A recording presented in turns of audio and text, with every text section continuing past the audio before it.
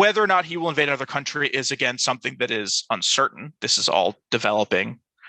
But most of the other countries that he could invade in Europe are NATO members.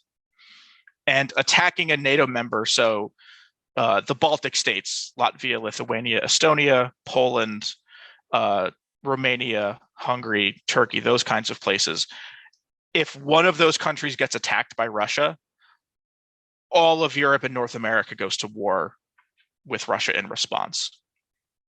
So while physically, right, Russia could attack those places, and even if we sort of assume Putin at his craziest, right, might want to invade all of Europe to get the Soviet Union back together, that realistically is probably not something he can do, because it does risk sending Russia to war with the rest of Europe and North America.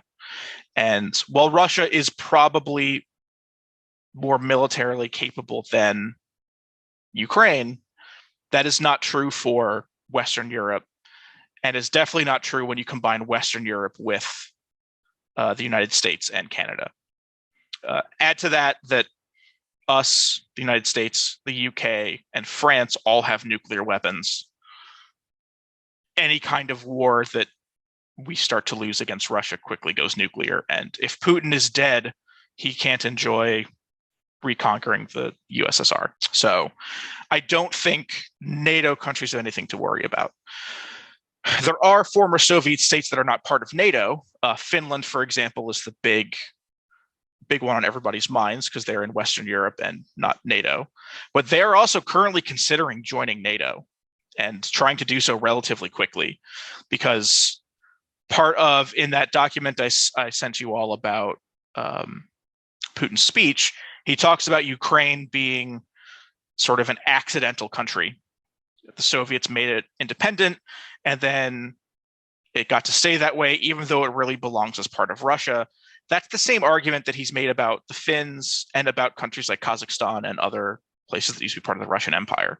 So if you're those other countries, that logic really scares you, because he's made those statements about Ukraine and is now currently invading and conquering Ukraine.